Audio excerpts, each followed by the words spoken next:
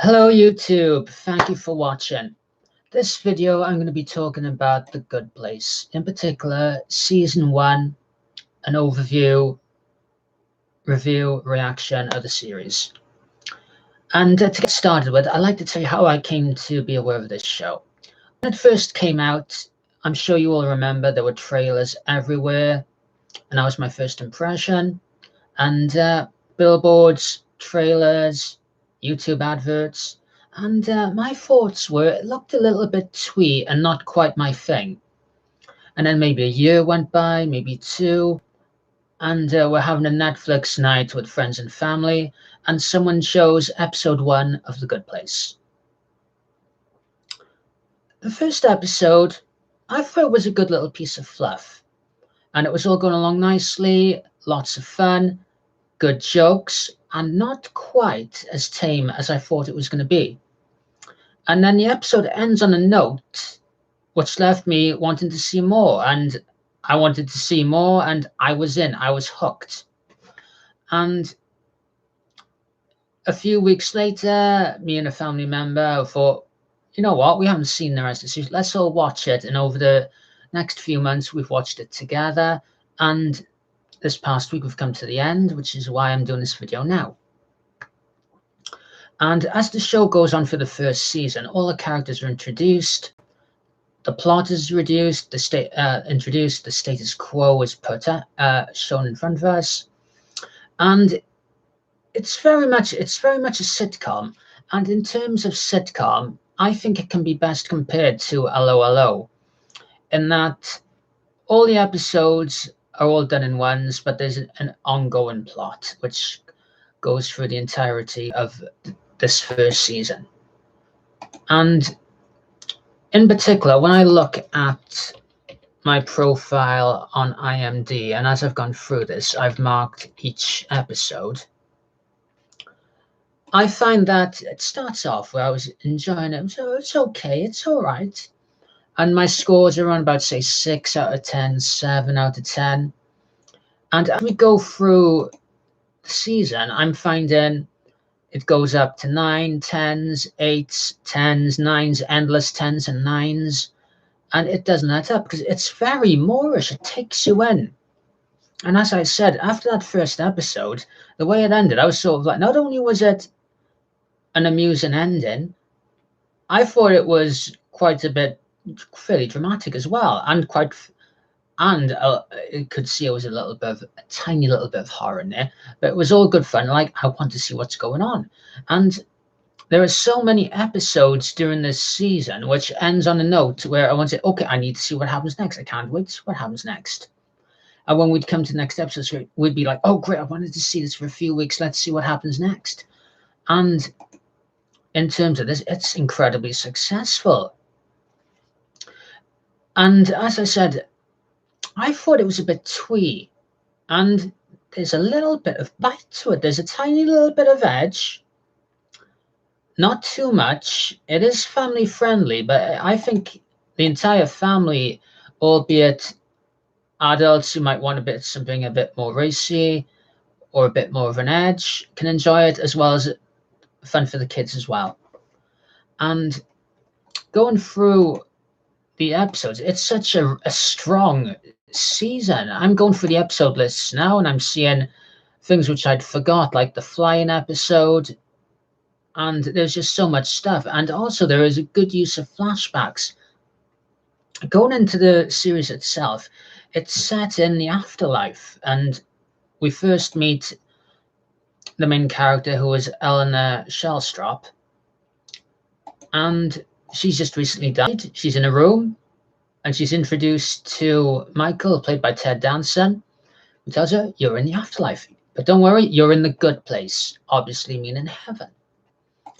And I don't think it's a big spoiler that I think everyone would have known from the trailers.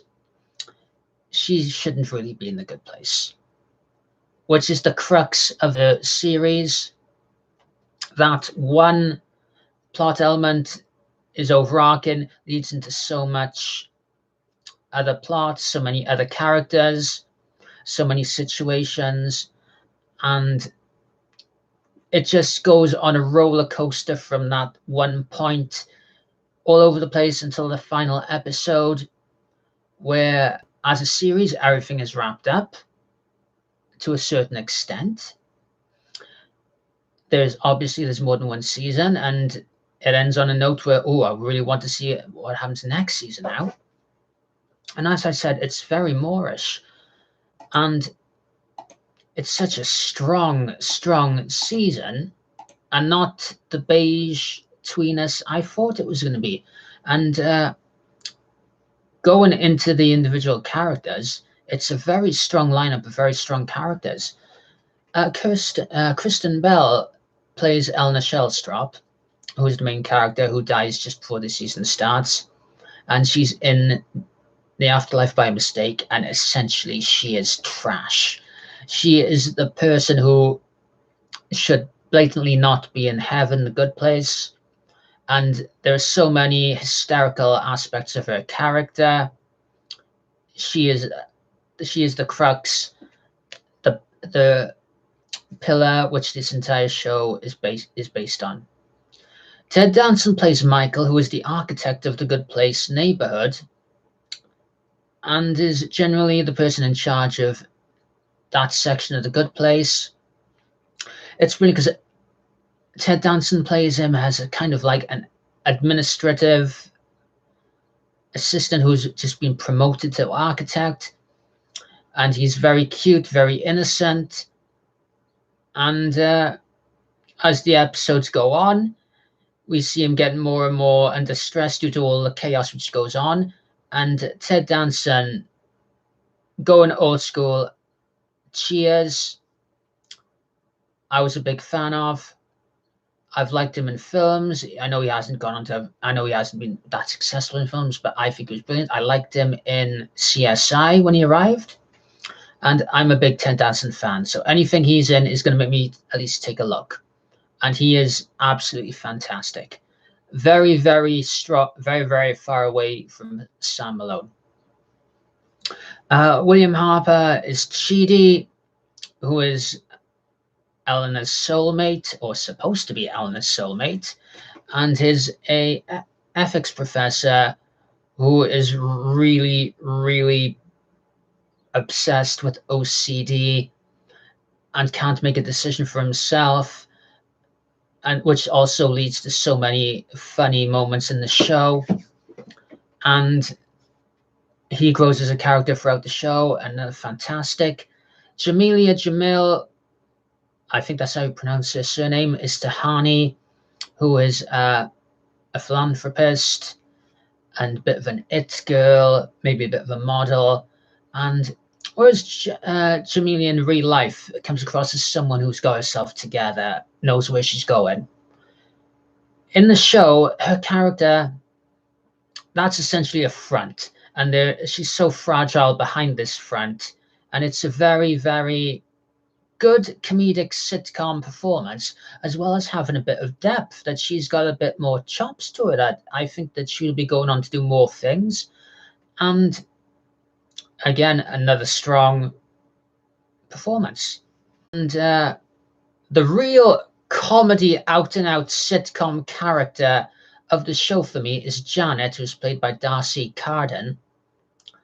And she's essentially a programmed robot AR who acts as Michael's assistant and is sort of like the Google Ask Jeeves for the neighborhood.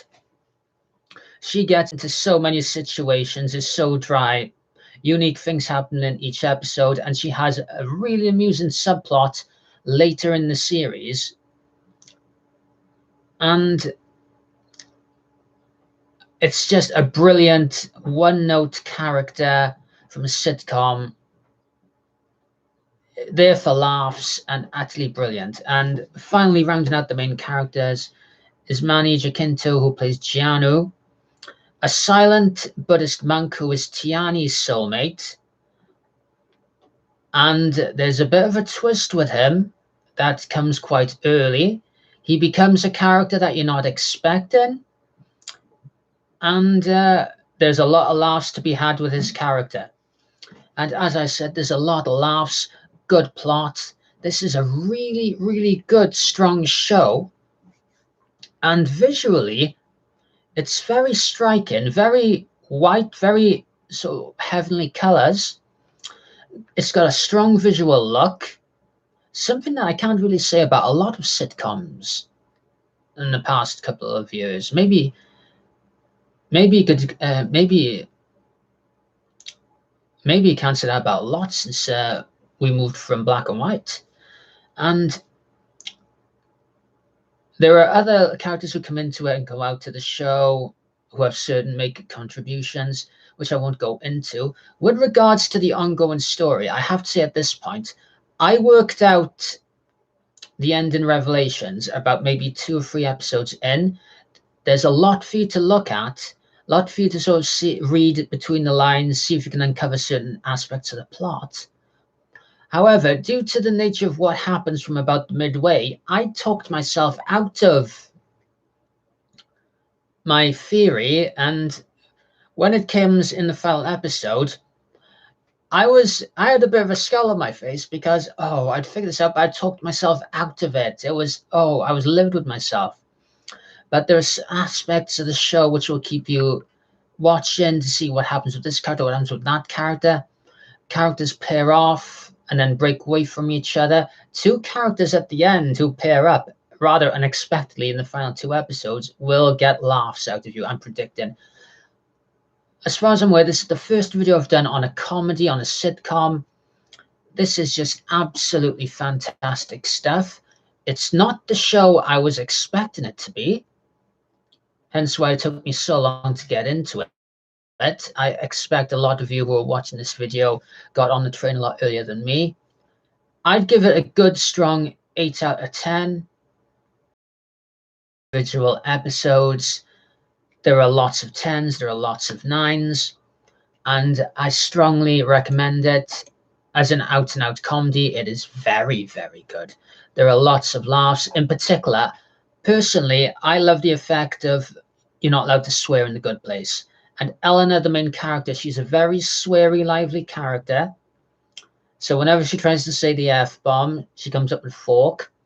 And there's an abbreviation for every swear word that she can come up with. And it's an ongoing joke set up early, which just keeps going throughout the show. And that's the level. If that sounds like it's not your thing, it's not your thing. If that sounds like, that could be a good laugh, it's for you. Okay, thank you for watching. I'm going to be ending the video now. Please like and subscribe, and thank you for watching. Goodbye.